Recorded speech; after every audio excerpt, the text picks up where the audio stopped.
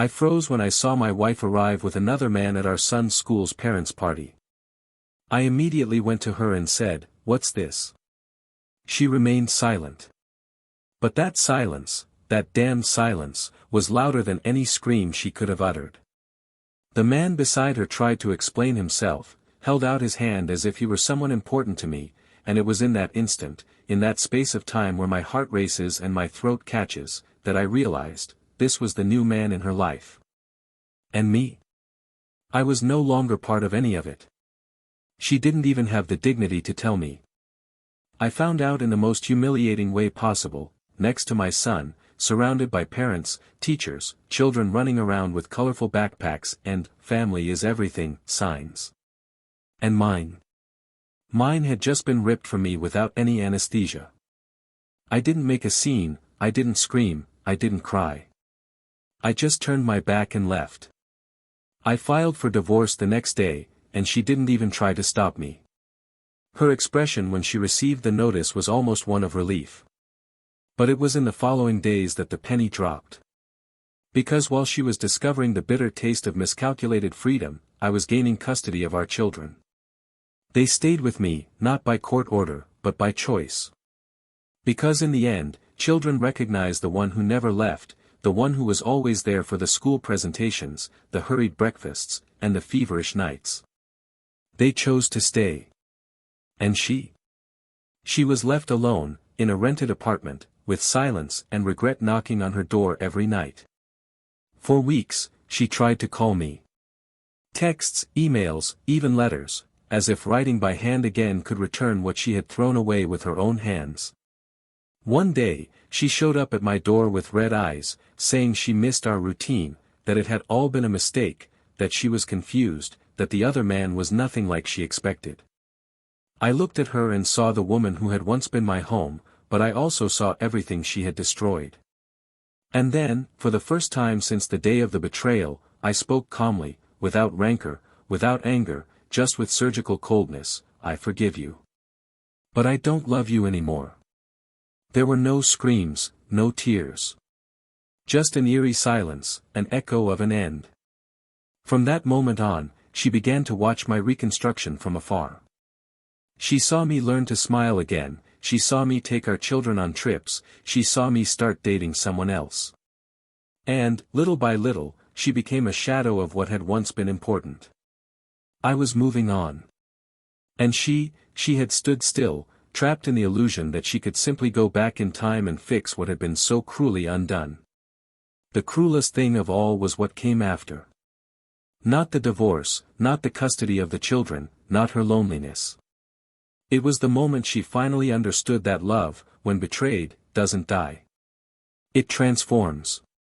And mine became respect. Respect for myself. When she tried to return, she found doors closed. Not for revenge, but for evolution. She no longer found the man she had left. And that was her greatest punishment, realizing that I flourished after she pruned me. She missed the chance to be part of the new memories, the rebuilt smiles, the pancake mornings with the boys, the Sundays in the park. She watched it all through social media, through our youngest son's stories, through framed photos she didn't take. And me? I discovered that the pain of betrayal doesn't go away. It becomes a scar. But it also becomes a shield. It becomes a lesson. But what she never knew, what she never truly understood, is what happened at the exact moment I turned around at that party, the moment I stopped being her husband and became the man who would rebuild her own story. She thought she was in control. She thought she could choose when to return. But the moment she chose another path, I discovered a truth that would change everything. An unexpected revelation, buried in the silence of that day. Something she never knew I saw. Something she will never imagine I noticed that afternoon, when she arrived with another man by her side. It was in that detail, in that single detail, that everything changed. And that's where the Rayal story begins. Welcome to the channel. Here, we do not romanticize betrayal, on the contrary, we reveal its most painful consequences.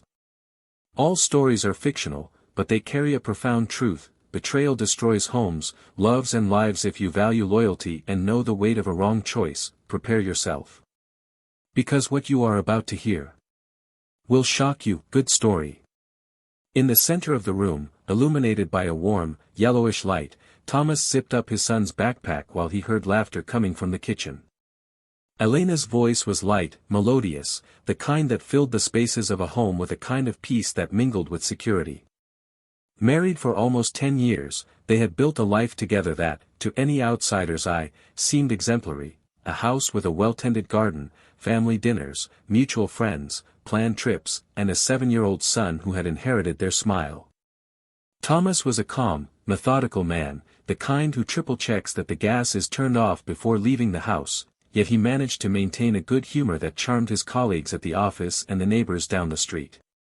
He worked as an administrative manager at a local company, and although his routine wasn't marked by major events, he found meaning in every little detail of daily life: making Elena's breakfast, picking up his son from school on Fridays, organizing birthdays with handmade signs, patiently putting up the Christmas tree. Elena, on the other hand, was a woman with a magnetic aura. An art teacher at the neighborhood school, she had a calm, firm way with children and a presence that commanded attention even in the simplest gestures. Dark hair tied up carelessly, floral dresses, a direct gaze, and a laugh that began in her eyes. She had always been admired for her commitment to her family, her sweetness with her students, and the way she managed to balance gentleness and strength in any situation. She and Thomas seemed to have been molded for each other. There was something comfortable in the silences between them. They weren't the kind of couple who needed to constantly touch to show affection. A look, a gesture, a respectful pause was enough. The beginning of their story seemed like something out of an independent film script. They met in a bookstore when Thomas dropped a notebook and Elena happened to pick it up and read one of the handwritten phrases: "To love is to build a house on shaky ground, hoping that affection will withstand the tremors." That was enough to make her smile. And that smile was enough to make him never want to leave. From then on, everything between them seemed to have been achieved naturally, as if each step of their relationship obeyed a logic that dispensed effort. An unhurried relationship, built on respect, companionship, and small daily gestures. They were, for many, the definition of a solid couple. There were no scandals, public fights, or exposed crises. Just a seemingly peaceful life built on well-fitting blocks. The arrival of their son, Noah, further strengthened this bond. The boy grew up surrounded by love, amidst paintbrushes and paper in his mother's studio and spreadsheets and radio music in his father's car. He had a sweet maturity for his age, he knew how to listen, he knew how to ask questions. He was the kind of child who tugs on his mother's hand and says, "You look beautiful today," for no reason. He was the link between them, the source of many smiles and some sleepless nights. Thomas was a present, patient father, the kind who attended school meetings, insisted on attending presentations, watched cartoons repeatedly, and helped with models at science fairs. Elena, for her part, knew how to balance the roles with an almost effortless grace. She was demanding with schoolwork, but hugged fervently when Noah had a nightmare. The three of them seemed to live in their own world, where routines were made of tenderness and where time seemed to pass more slowly. On weekends, the house was filled with familiar smells: strong coffee, orange cake, and faint incense wafting from Elena's studio. Thomas enjoyed tending the garden while his son played soccer with his friends on the street. Sometimes, in the late afternoons, the three of them would walk to the square to feed the ducks in the artificial pond. It was a habit that began when Noah was still too small to walk alone and that remained a sacred ritual for years. On Sundays, lunch at Thomas's mother's house was another unbreakable pillar of their routine. Elena was beloved by his family, treated like a daughter, and there was never any friction between mother-in-law and daughter-in-law. Everything seemed to work. There were, of course, the normal difficulties of any family: a bit of fatigue, some disagreements, small misunderstandings. But nothing out of the ordinary. Nothing that drove them apart. At least, not visibly. Thomas was one of those husbands who noticed details. He knew when Elena changed her perfume, noticed when she was introspective, offered tea when she was too quiet. And even when she said everything was fine, he respected the silence while remaining present. There was a genuine admiration there. When he spoke of her to friends, it was common to hear something like, "I'm a lucky man." And it wasn't just lip service. He truly believed it. He was proud of the woman she was, the mother she had become, the committed professional who charmed her students. He even collected little notes Noah brought home from school, where classmates drew hearts next to Aunt Elena's name. It was this kind of affection he saw blossom around her. Because of this, it never crossed his mind to doubt, question, or distrust. On her side, Elena had a more observant eye. She was sensitive to the behavior of everyone around her, picking up on subtleties that most would miss. She liked to pay attention to how people reacted to things, how they moved their eyes when telling lies, how they looked away when feeling guilty. But with Thomas, this radar always seemed to find serenity. He was transparent. There was a comforting predictability in his gestures. Elena felt safe there. She knew she could count on him no matter the circumstances. And for a long time, that was enough. The emotional security Thomas provided was like an anchor amidst the hustle and bustle of everyday life. And she, even though she was a woman intense in her feelings, always had both feet firmly planted in rationality. They had plans. The trip planned for the end of the year, Noah's swimming lessons, the small renovation they would do on the second floor of the house to turn a room into a studio for her. They talked about growing old together. They dreamed of watching their son grow up and start a family of their own. They even shared a handwritten list of things they still wanted to do together: learn Italian, camp in a forest, renew their wedding vows on a deserted beach. It was a love built slowly, but full of intention. Therefore, there was no sign of anything falling apart. No cracks in the walls of their relationship. No cries held between the lines. But sometimes, life begins to change in silence. And silences also scream. They start small. A less attentive look, a touch that takes a while to arrive, a compliment that no longer comes as often. And in the routine, these details hide under the guise of coexistence. Thomas remained himself. Elena too. But, perhaps imperceptibly, some gears no longer turned in the same rhythm. And life went on. Noah's birthday was approaching, the school fair was being organized, and Thomas had promised to help set up the stage for the performances. He wanted it to be perfect. Not for himself. But for Noah. And, of course, for Elena. That week, time seemed to speed up. Messages about the show's costumes, groups of parents coordinated schedules, mothers swapped recipes for the communal snack.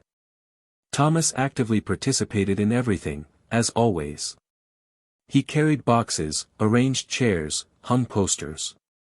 Elena did the same. She hurried between rehearsals with the students, meetings with coordinators, and entire afternoons gluing glitter to cardboard backdrops. They seemed like an ordinary couple, enveloped in the same energy of dedication, the same dedication to their son. Their appearance remained firm. Conversation still flowed. Laughter, though briefer, still echoed in the kitchen on Sundays. Then the day of the party arrived. A Saturday with clear skies and the smell of popcorn in the air. Balloons everywhere, children running barefoot, mothers taking pictures with their cell phones in hand. Thomas arrived early. He had arranged with Noah to pick him up right after the rehearsal and that they would go together. Elena was still at school. When he arrived with his son by the hand, he searched for her among the decorated hallways. Noah ran to meet his classmates. And Thomas stood there, in the middle of the gym, watching everything with the serene gaze of someone who sincerely believed that this would be another ordinary day, another beautiful chapter in the story he was writing with his family. But there, on that court filled with children's laughter, the moment that would divide everything into before and after was about to happen. The moment when their story would cease to be a stable sequence of small gestures and would become marked by an abyss. What Thomas didn't yet know was that nothing they had experienced up until that point could prepare him for what he would see in a moment. And that all the stability he believed he had built with such care, was about to be put to the test in the cruelest and most unexpected way. On that sunny Saturday, as children ran around the schoolyard in makeshift costumes and parents chatted in circles of polite smiles and watchful eyes, Thomas paced back and forth with a camera slung around his neck, ready to capture every detail of his son's performance. The mood was light, almost nostalgic, one of those days that seemed to exist only to be remembered fondly in the future. He had helped set up part of the set that morning and had left his shirt stained with paint and glitter, but he didn't mind. He liked participating, feeling useful, showing his son that being present was more important than anything else. Noah had rehearsed all week, excited to play the lead in a short play about the importance of friendship, and Thomas couldn't wait to see his son on stage. He glanced at his watch every now and then, wondering where Elena was. He knew she was coming straight from her sister's house, where she had dropped off some art supplies for a project they were organizing together. Nothing seemed out of place. Until that moment, everything was still normal. The minutes passed, and the activity on the court began to intensify. Teachers called students to the makeshift backstage behind the crepe paper curtain. Mothers took pictures of their children with makeup and fixed the final touches on their costumes. Thomas spotted Noah among his classmates and gave him a thumbs up, to which the boy responded with a toothy smile and a knowing wink. He then positioned himself in the front row, camera in hand, his heart racing with pride. As the opening music echoed through the poorly tuned speakers and the backdrop trembled as it was raised, all eyes turned to the small makeshift stage. But that wasn't what knocked Thomas off his feet in that moment. It wasn't his son's entrance, nor the teacher's start to speak. It was the sound of hurried footsteps entering from the side of the court and the subdued murmur of those nearby. He turned his head, as if searching for something familiar, and found just that, Elena. But she was not alone. She appeared holding hands with a man Thomas had never seen before. A gesture that, at first glance, might have seemed casual to anyone. But not to him. This wasn't the kind of contact between friends. It wasn't the kind of closeness between two acquaintances. It was an intimate closeness. And there was a difference in her gaze. It wasn't guilt. It wasn't embarrassment. It was absence. A kind of restrained, almost comfortable apathy, as if the situation were natural to her, as if there were nothing there that needed to be hidden. The man, tall, well-dressed, with an automatic, smug smile, looked around with the confidence of someone who knew he belonged there. There was no room for doubt. That was how it seemed. And yet, Thomas took precious seconds to react. His heart raced, but his body froze. His mind tried to rationalize the absurdity. He considered every possibility, a coworker, a distant relative, an old acquaintance. But nothing justified that hand intertwined with his wife's. No casual friendship demands that kind of intimacy.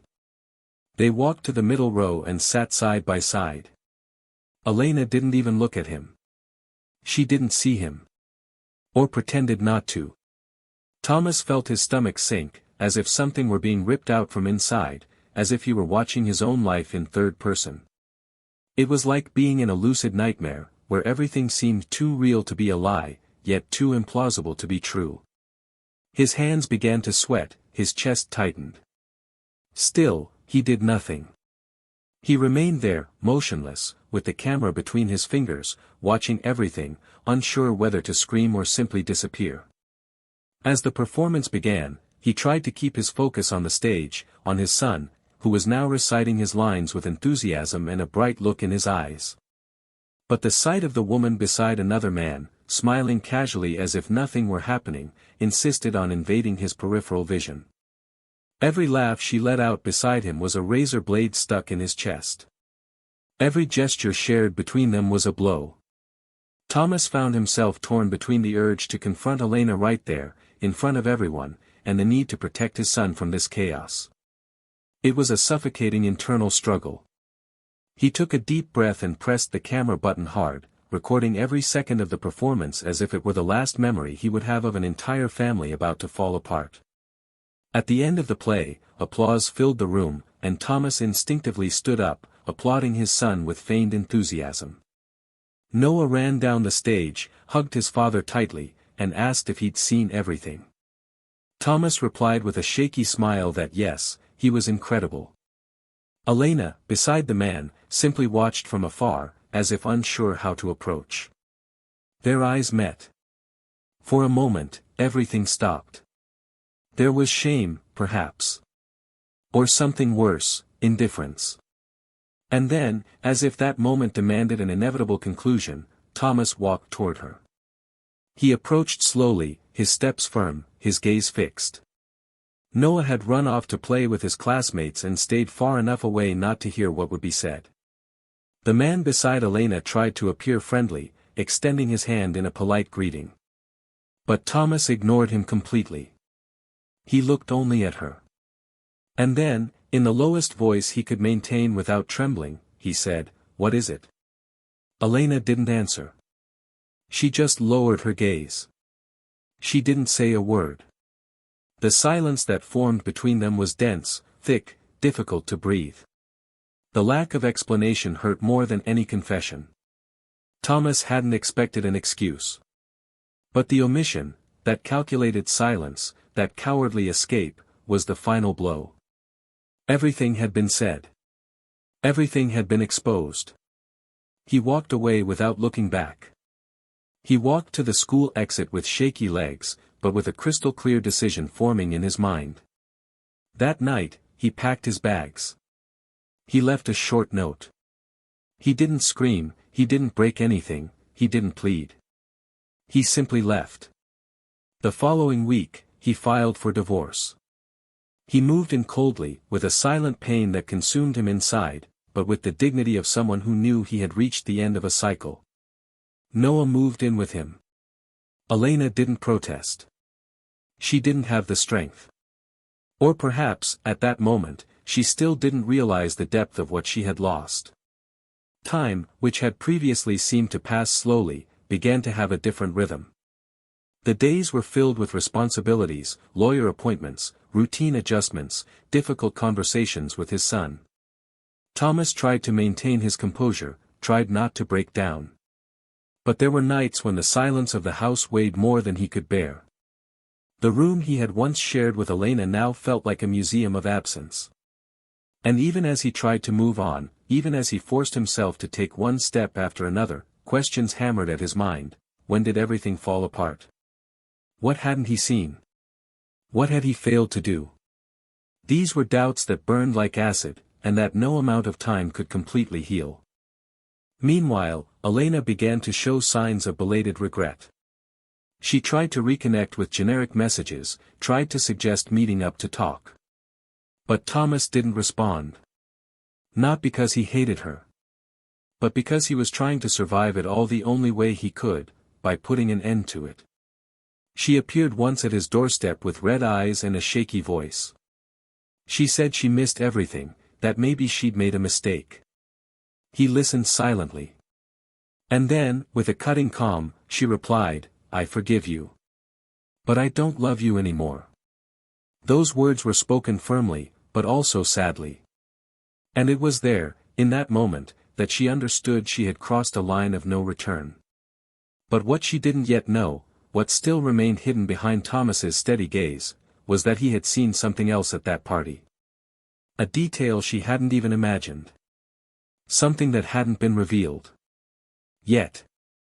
And that would explain far more than she could bear. Autumn had arrived, bringing with it a cooler breeze and a golden light that seemed to rest on everything with a melancholic touch. Leaves were beginning to fall onto the sidewalks, painting the paths with warm, nostalgic hues. Thomas went out with Noah almost every afternoon, trying to maintain a light routine filled with good times to protect his son from scars that, sooner or later, he would fully understand. Between silent walks and impromptu coffees, the two learned to live a new kind of family. The days passed, and despite everything, there was peace. Elena had disappeared for weeks, perhaps digesting the weight of regret, perhaps trying to reconstruct some meaning in it all, but whatever it was, Thomas no longer allowed himself to waste energy trying to understand. The pain hadn't gone away, but it was beginning to transform into something else: awareness, maturity, reconstruction. It was on a random Wednesday that everything began to change again. Thomas had stopped by to pick up Noah from school when he was approached by one of the teachers he'd known for years. There was a subtle unease on her face, somewhere between embarrassment and concern. She asked him, in a low, hesitant tone, to come to the school's office. It wasn't serious, she said, but it was something he might want to see in person. Heart pounding, Thomas followed the quiet school hallway to the small room next to the principal's office. There, sitting with her head bowed, was the pedagogical coordinator with an envelope in her hand. Bluntly, she explained that they'd received a strange complaint. One of the outsourced employees reported that a man, claiming to be Noah's father, had requested information about the boy's school life, including report cards, schedules, and even access to the school portal. When asked for identification, he simply smiled and said he was part of the child's new family, and that the mother had authorized everything. At the time, Thomas didn't understand. His blood heated, his thoughts racing in disarray. He asked to see the camera footage, and it was shown to him right there, silently. There was no doubt. It was the same man from the party. The same one who appeared beside Elena, the same one who shook hands with parents and teachers as if he belonged there. The same one who now, behind her back, tried to assume a role that didn't belong to him. Thomas's stomach churned. But what hurt most wasn't the other man's audacity. It was the fact that Elena allowed it. She authorized it. She gave access to her son's life to someone he didn't even know. And worse, she tried to do it secretly, subterfuge style, as if her opinion, as a father, didn't matter. Thomas left school with his chest burning. His son walked beside him, talking about a science project, completely oblivious to the earthquake that had just begun. He listened, responded with a tense smile, and said they would work on the project together. But inside, something had broken completely. This wasn't just about marital betrayal anymore. It was about violated boundaries, about lack of respect, about the danger of losing one's father's place to a stranger who walked in through the back door. That night, after Noah fell asleep, Thomas sat at the kitchen table with a glass of wine he hadn't finished. He grabbed his phone and wrote a short message to Elena. He said he needed to see her, that it was urgent. She replied within minutes, setting up a meeting for the next day at the cafe they usually went to when they wanted to talk away from home. It was a place with large windows and the smell of fresh bread, now stained with painful memories. Elena arrived a few minutes later than scheduled. She was thinner, her eyes were dark, her hair tied up haphazardly. She tried to smile when she saw him, but Thomas remained impassive. There was no room for pleasantries. He got straight to the point. He asked why the other man was posing as Noah's father, why she had authorized something so serious without consulting him. Elena seemed to hesitate, stuttering as she said it wasn't quite like that, that everything had been misinterpreted. Thomas then firmly enumerated every detail, mentioning the images, the employee's speech, the coordinator. And then silence fell between them again. Elena took a deep breath, placed her trembling hands on the table, and stared at Thomas as if preparing for a leap into the dark. She said she needed to tell him something she'd been holding back for a long time, and that he might never forgive her, but it was better for him to hear it from her mouth. Thomas's throat went dry. Her voice came out as a broken whisper. She said that this man with whom she'd begun the relationship, was someone who had once been a part of their lives. Someone whom, years before, Thomas had welcomed in a time of difficulty, a friend who had gone through a crisis, a man he trusted enough to open his home, offer financial help, and recommend him for a job. Thomas frowned, trying to piece it together. And then she said the name. And in that moment, something exploded inside him. It was the name of someone he'd considered a brother. A childhood friend, the kind who shares secrets, who stays for dinner unannounced, who shows up at the hospital when their child is born with a makeshift gas station bouquet. This was the man. The same one he'd helped when his marriage fell apart, the same one who'd slept on the living room couch for weeks, the same one who'd said, "You're lucky to have this woman." Thomas pushed his chair back violently, as if the air had been drained from the room. He asked, his voice hoarse, "Since when?" Elena lowered her gaze, saying she wasn't sure, that it had happened gradually, that they'd started getting closer months after his separation.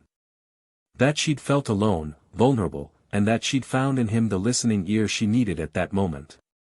Thomas shouted that this was a lie. That she had chosen, that she knew exactly what she was doing. That betrayal doesn't start out of nowhere, it starts with concessions. And that she had chosen to cheat with the worst person possible. She tried to say she regretted it, that she thought she could build something new, that maybe she was trying to fix something inside her. But Thomas wasn't listening anymore. He stood, fists clenched, eyes welling up. He said it was pure cruelty, not just for betraying love, but for betraying the deepest trust. He said she destroyed not only their marriage, but a part of it that would never be rebuilt. That she'd not only deceived him, but had erased an entire history with lies disguised as carelessness. Elena wept. But there was no room for empathy. Thomas was hurt beyond words. He left the cafe without looking back, his heart in ruins, but with a definitive clarity: she had lost everything. Not just her husband. Not just her home. But her respect. And that was irretrievable. But what she didn't yet know, was that Noah had also seen that man at the party. And what he said to his father the next night, would change everything forever. Thomas spent the night awake. The words spoken at the cafe echoed like hammer blows in his mind. He couldn't understand how he hadn't noticed before. Every memory now seemed distorted, tainted by images he never would have constructed alone. His friend's laughter in the living room, Elena's gaze on seemingly ordinary afternoons, the long silences between them. Everything took on new meaning. He tried to sleep, but his head felt heavy, and his eyes wouldn't close. Sometime in the early morning, he got out of bed and walked to his son's room. He watched Noah sleeping, his face peaceful, his arms spread across the sheets, his breathing deep. He felt like crying, but held it in. He sat on the edge of the bed and gently ran his fingers through the boy's hair. He couldn't allow the weight of that revelation to wash over him. Noah was innocent. And nothing Elena had done would change that. But there was something that still troubled him, a detail he had ignored until then. It was the next morning, while making coffee, that he remembered something Noah had said days after the party. He'd come home excited, saying he'd seen a cool uncle talking to his mother in the back of the school, near the library. Thomas had ignored it at the time, thinking it was a teacher or event staff member. But now, with everything exposed, that memory triggered an alarm. He sat at the table, his coffee growing cold before him, his thoughts racing. He picked up his cell phone and called the school coordinator. He asked, in a firm voice, to review the footage from the cameras near the library on the day of the presentation. He said it was important, related to his son's safety. She hesitated, but agreed, scheduling it for the end of the school day. Thomas hung up and spent the rest of the day in a subdued state of unease, trying to maintain Noah's routine as if nothing were happening. When he arrived at school late in the afternoon, he was taken to the room where the security system was monitored. A technician showed the footage, and Thomas watched the screen in silence. Minutes of nothingness passed until, at 2:27 p.m., the scene appeared. Elena, her back to the camera, walked beside the man. They stopped behind the library, and he handed her something. An envelope. She held it for a few seconds, looked around, and put it in her bag. Then they hugged. A long hug. Thomas felt his stomach churn again, but he said nothing. He asked to pause, to zoom in. The technician did what he could, and although the image wasn't clear, it was clear that the envelope was thick, likely filled with several papers. This wasn't just a casual encounter. It wasn't just a secret kiss. There was more there. Something they were exchanging, something she was taking home. And Thomas, for the first time since their separation, realized he still didn't know the whole truth. He left school with an even heavier burden. He drove in silence, his hands trembling slightly on the steering wheel. Noah was talking in the back seat about a new drawing, but he wasn't listening. His mind was in a whirlwind. Elena hadn't just cheated, she'd omitted something. And it seemed to be directly related to his son. There was a risk, a threat. And he couldn't ignore it. When he got home, he left Noah with a neighbor and left again, without telling anyone. He got in the car and went straight to the building where Elena had moved after the separation. He rang the intercom. She answered with a tired voice. Thomas said he needed to talk. That it was urgent. She hesitated, but then let him in. He walked up the stairs with firm steps, his heart pounding in his throat. When she opened the door, Elena appeared, still with the same anguished expression she'd had on her face for the past few days. Thomas had entered uninvited. He walked into the living room and turned to her with a look that mixed fury and pain. He asked what the envelope was. She froze. He asked again, this time in a raised voice. What did you receive that day? What did this man give you? Elena backed away, visibly nervous. She said it wasn't important, that it had nothing to do with Noah, that it was just nonsense. Thomas didn't believe her. He said he'd seen the images. That he knew exactly where and when. That he wouldn't leave without an answer. Then she broke down. She sat on the sofa and began to cry. After a few minutes, he began to speak. He said the envelope contained documents. Not just hers, but Thomas's as well. Papers his former friend had collected, things from the past, printed emails, photos, even old documents from the time Thomas was helping him financially. He said he would use them to try to force Elena to move with Noah to another state, promising that together they would start a new life far away. The promise was simple: she would gain full custody of Noah, use the documents to manipulate the court process, and the two of them would run away to start afresh. Thomas felt the ground give way beneath his feet. He asked her why she would accept something like that. She said she didn't. That she kept the papers out of fear. That she didn't know what to do. That after the divorce, the man changed, began pressuring her, making veiled threats.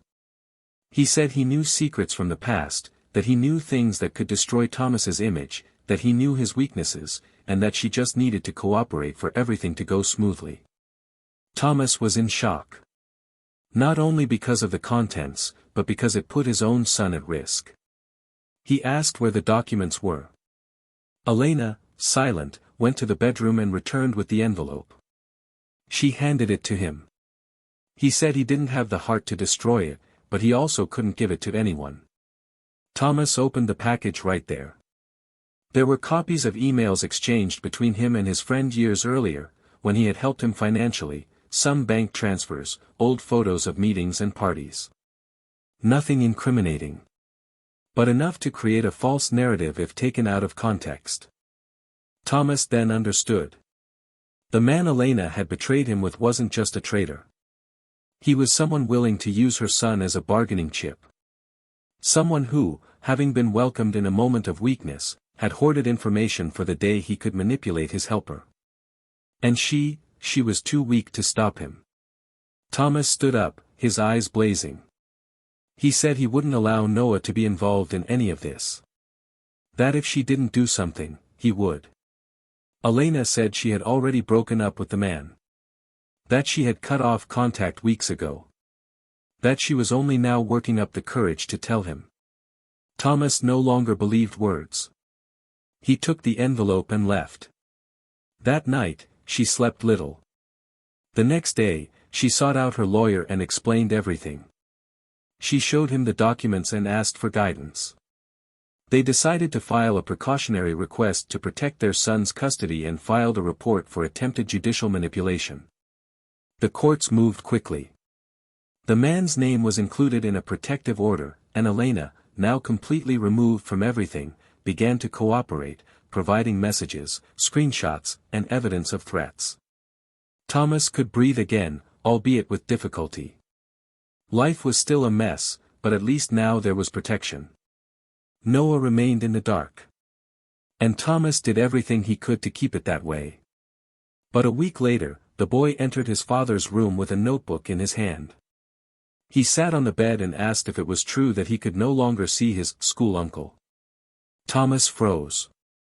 He asked who said that. Noah replied that he heard his mother talking on the phone.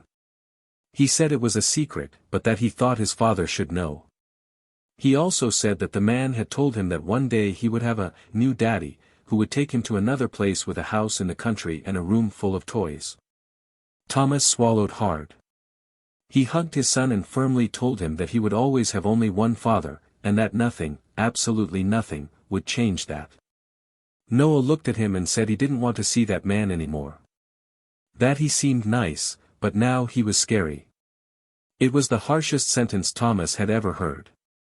But also the most liberating. Because in that moment, he knew that, despite everything, he had made the right choice. That even amidst the ruins, he had built something solid with his son. Something that not even the cruelest betrayal could erase. And as Noah returned to his room, carrying his notebook like a shield, Thomas looked out the window and knew he had survived the worst. But I didn't yet know that the true reckoning was yet to come. In the days that followed, Thomas's world didn't slow down as he'd expected. The wheels of justice continued to turn, the weight of the documents in his hands was still being processed by his lawyer, and the past he thought he'd buried rose with a force that made him question whether he'd ever truly be free. Noah's eyes, though innocent, began to carry shadows of perception that hadn't existed before.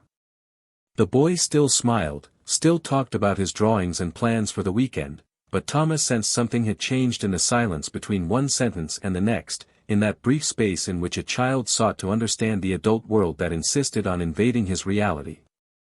The way he hesitated when mentioning his mother, how he avoided bringing up the man, how he sought his father's gaze whenever he needed reassurance, all were reflections of an environment he hadn't chosen, but which now shaped his understanding of trust and affection. Elena, for her part, seemed to have completely withdrawn. Since handing over the documents and becoming involved in the complaint, he hadn't attempted any new contact. He seemed to understand that any misstep would be a disaster. Thomas took no pleasure in this. There was no trace of victory or revenge on his face. There was exhaustion. A kind of weariness that comes not from the body, but from the soul. It was like carrying invisible sandbags every day, knowing he couldn't let go of them because within them were parts he still needed to protect, especially Noah. Sometimes he watched his son sleep and wondered where life had gone so wrong. How something that began with such pure promise ended in such a web of hurt, manipulation, and loss. And more than that, if he would be able to rebuild anything after all that. Elena's presence, even physically absent, lingered like a ghost everywhere. Memories came in fragments, in scents, in songs, in loose phrases that appeared uninvited. It wasn't longing. It was memory. And with it came questions he tried not to ask. How could she give up everything so easily? How could she betray the most solid trust in his life, not only as his wife, but as the mother of his son? What kind of void was she trying to fill? Thomas no longer sought answers. But there was a pain that wouldn't subside, because it wasn't just a broken heart, but a human disappointment. The betrayal had left scars far beyond his heart. It had torn something at its root. And he knew it would never be the same again. Routine established itself like a shelter. Taking Noah to school, making coffee, working, helping with chores, watching a movie together on Friday nights. Every detail of his new life was an attempt to restore some kind of order. And over time, without even realizing it, Thomas began to rediscover small glimmers of light. An unexpected invitation for coffee from a coworker. A light-hearted conversation that went on longer than usual. A sincere compliment from someone who knew nothing about his story.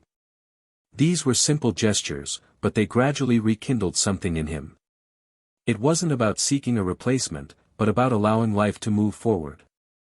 And this began with the delicacy of someone who knows the ground is still fragile, but decides to cultivate it anyway. It was during one of these chance encounters, during a rainy afternoon in a bookstore, that Thomas met Claire. A woman with a soft voice and attentive eyes, who seemed to listen with her whole body. She didn't ask invasive questions, didn't rush to understand his pain. She simply offered her presence. And this, for Thomas, was something new. With her, there was no need to justify himself, to explain the details, to revisit the ruins. It was enough to just be. And the space that created between them grew naturally. There was no rush, no immediate confession. But there was a complicity. Claire was divorced, the mother of a daughter who attended Noah's school, and she seemed to understand the silences Thomas carried. They began going out with their children, then alone. Small dinners, late afternoon walks, long conversations under yellow lights. Thomas didn't give in easily, but little by little, he began to let down his defenses. Meanwhile, the legal proceedings continued. Thomas's former friend tried to deny involvement, but the messages Elena delivered and the contents of the documents weighed heavily against him. The court was clear, no contact with Noah would be permitted, direct or indirect. The decision brought relief, but also the weight of the final conclusion: the story was officially over. Thomas didn't celebrate. He simply took a deep breath and put the papers in a locked drawer, as if sealing an entire chapter with the key to dignity. One night, dropping Noah off at school for a camping trip with his classmates, Thomas and Claire stood in the square across the street.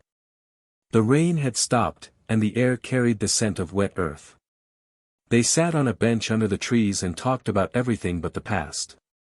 Claire told her about her childhood, how she always dreamed of living near a forest, how she learned to appreciate silence after her divorce.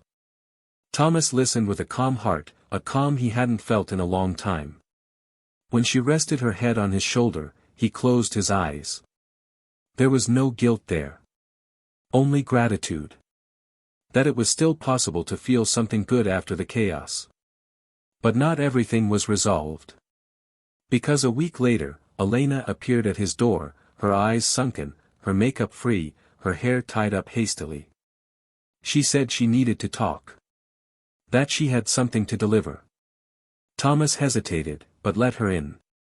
They sat at the kitchen table like two strangers. She took a small box from her purse. Inside was a collection of letters that had never been sent. Written after the separation. Letters in which she spoke of what she felt, of what she discovered about herself, of how she realized she had confused freedom with escape, passion with need.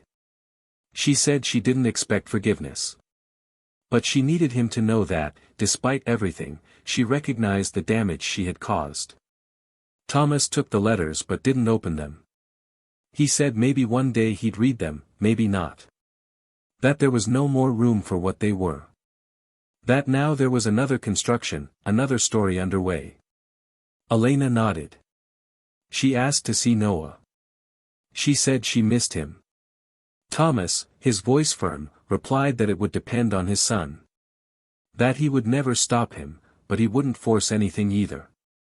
That trust is built. And that she, more than anyone, knew how much it costs when it's broken. She stood, walked to the door, looked back with a final goodbye. And then she was gone. Without another word. Thomas remained there, staring at the box containing the letters. There was pain inside, no doubt. But there was also an end. A silent, dignified closure. He knew that from then on, all that remained was to move on. Not to erase what had been, but to write what would come. And when Noah returned from camp, bringing new stories and handmade souvenirs, Thomas hugged him tightly. Because he knew that, despite everything, he had managed to protect what mattered most. But what he didn't imagine was what would come next. Because fate sometimes has one last twist in store. One last piece out of place. And that was exactly what was about to happen. In the week following the delivery of the letters, Thomas tried to return to his routine with Noah, trying to hold on to the new life that was slowly taking shape. There was a kind of weary peace in his heart, as if he had just weathered a long storm and was finally stepping onto solid ground. But time, with its silent irony, was preparing another curveball. One last, unexpected twist that would test everything he had been trying to rebuild within himself. It was a sunny Saturday, and he had promised Noah they would visit a nearby ecological site, a place where they could feed the animals, pick fruit straight from the tree, and even ride ponies. Claire and her daughter would be there too. It was the first time the four of them would spend the day together outside of the urban environment. Thomas felt a strange anxiety. It wasn't fear, nor was it guilt. It was the anticipation of someone about to open a truly new chapter. The ride was uneventful. The children in the back seat giggled at every little thing, and Claire chatted about a new project she wanted to present at her school. The path was tree-lined and beautiful, and the background music sounded like a calming film. When they arrived, they were greeted by an elderly couple who lovingly ran the place. There was simplicity there, but also beauty. Thomas took a deep breath as he got out of the car. It was as if everything he needed was materializing, an environment where life seemed clean, sincere, and time passed slowly. They spent the morning exploring the farm, picking strawberries, listening to the owner's stories, playing with the animals. The children were radiant. Claire, with her hair tied back and laughing freely, seemed to fit naturally into the setting. And Thomas, observing everything from afar for a few minutes, felt something he hadn't felt in a long time, hope without fear. But it was right there, at the height of a near-perfect afternoon, that the unexpected happened. During lunch, as they chatted under a wooden porch, one of the farm owners mentioned an article in the local newspaper. Something about an attempted child abduction foiled by authorities, involving the manipulation of school records and an attempted illegal custody transfer. Thomas froze. He asked for the newspaper. And there, in small but clear print, was his old friend's name. The information had been released after the preliminary trial, and the story was now public knowledge. The man's face was plastered across an old photo next to a caption describing him as perpetrator of attempted extortion for family purposes. Claire read it over his shoulder and said nothing. She just watched his face change. Noah approached with a flower in his hand, but Thomas didn't react. He took the newspaper, folded it carefully, and put it in his backpack. When the afternoon ended, they said goodbye to their hosts and returned to the car. The ride back was silent. Noah fell asleep in the back seat and Claire, her voice softer than ever, asked if he was okay. Thomas hesitated, but decided to tell her. For the first time, he shared the full weight of that story with an outsider. He talked about the betrayal, the manipulation, the documents, the attempted emotional bribery, the restraining order, the letters, and even the fears he still harbored that something might reopen it all. Claire listened without interrupting. And when he finished, she didn't offer any ready-made advice. She simply took his hand and told him that being by his side was a conscious choice. That there was no fear, only respect. And that if he still felt he could love, she would stay. That night, Thomas put Noah to bed early. The boy was exhausted and happy, oblivious to everything going on around him. Then he sat on the sofa in the dimly lit living room and picked up the newspaper again. He read the article from beginning to end, paying close attention to detail. And there, in the penultimate paragraph, he read something that stopped his breath. The man had cited Elena in his testimony, claiming he had recordings and screenshots of conversations in which she confirmed that Thomas was an absent and unstable father, and that he was not emotionally capable of caring for his son. The accusation was serious.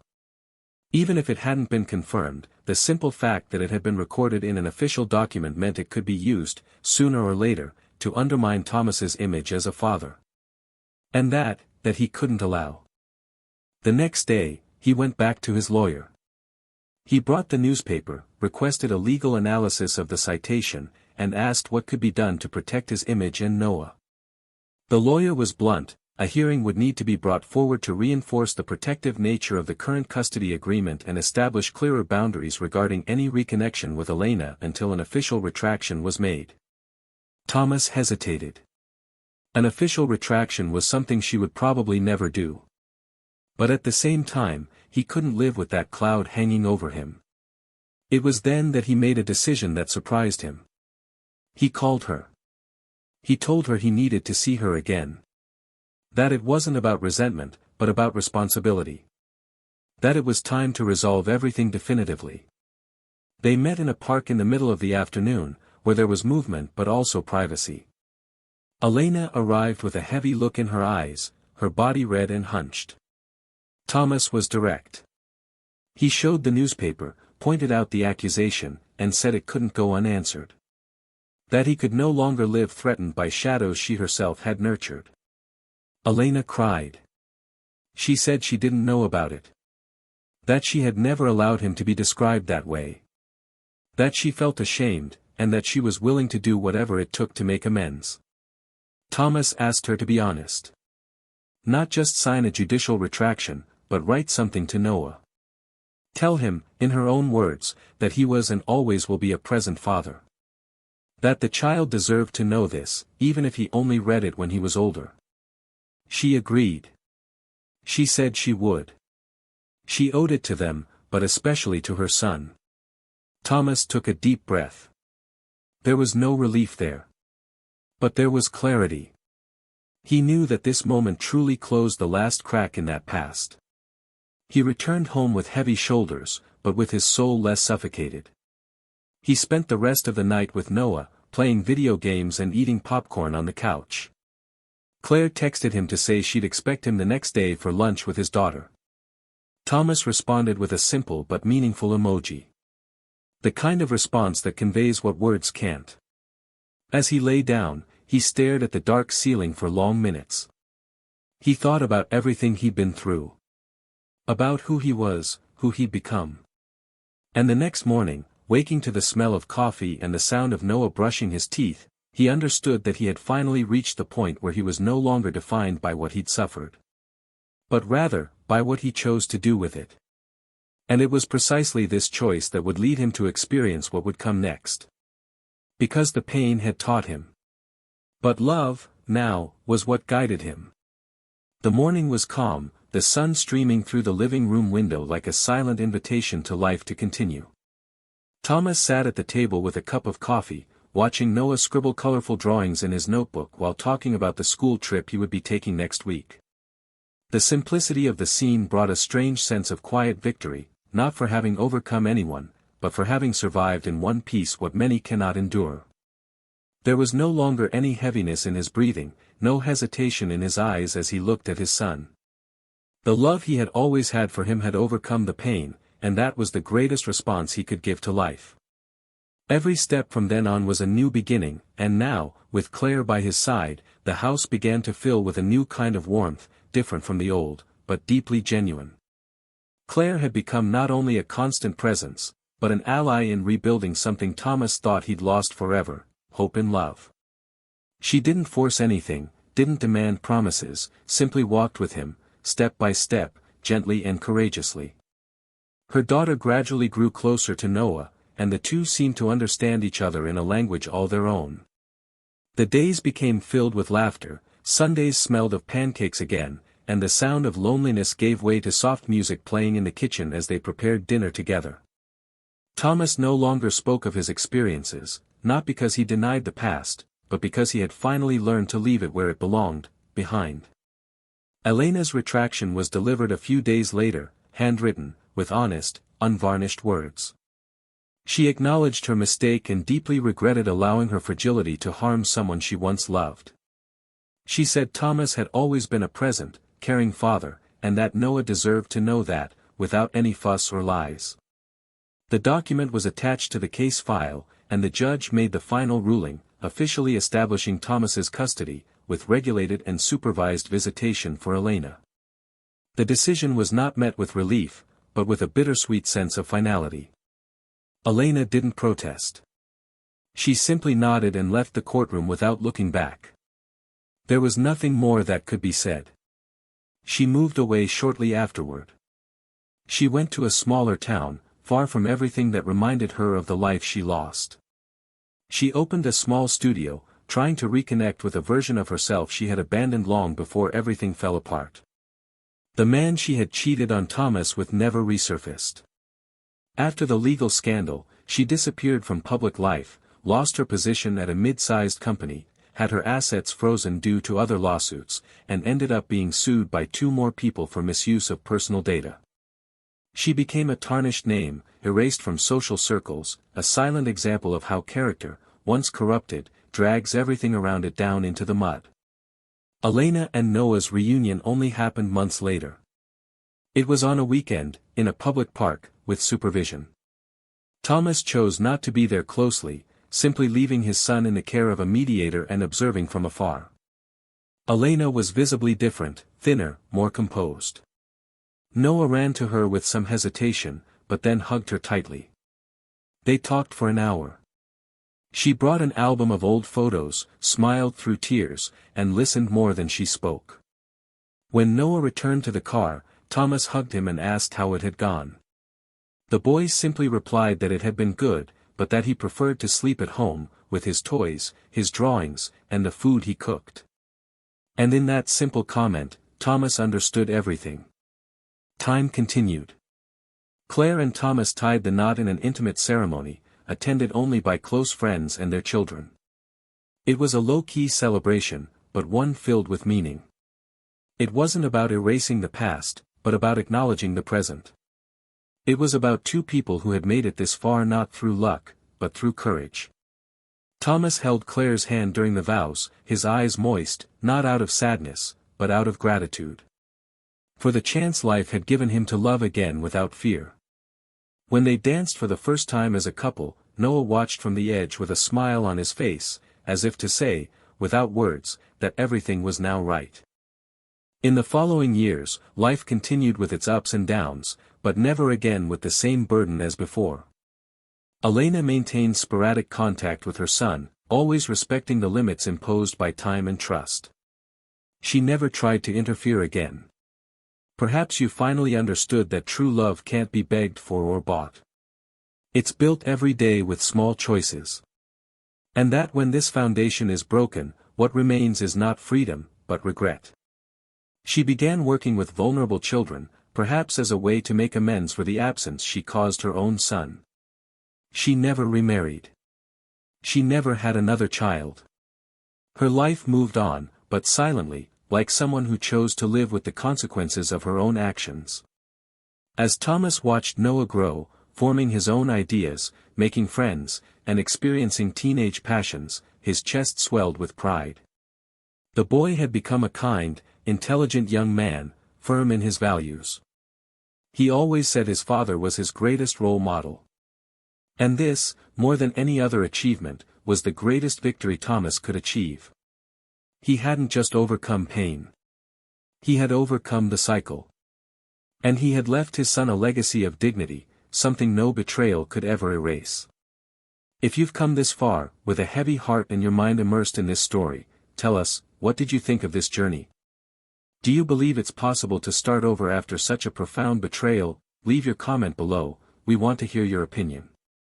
And if this story touched you in any way, subscribe to the channel now, turn on notifications and don't miss the next episodes. Here, the stories are fictional, but the pain they portray is real, and that's why we never, under any circumstances, support or romanticize cheating. After all, as this story clearly showed, cheating doesn't just destroy couples, it destroys homes, bonds, values, and often leaves scars that never completely disappear. So think carefully before crossing a line of no return. There's not always forgiveness. There's not always time to rebuild.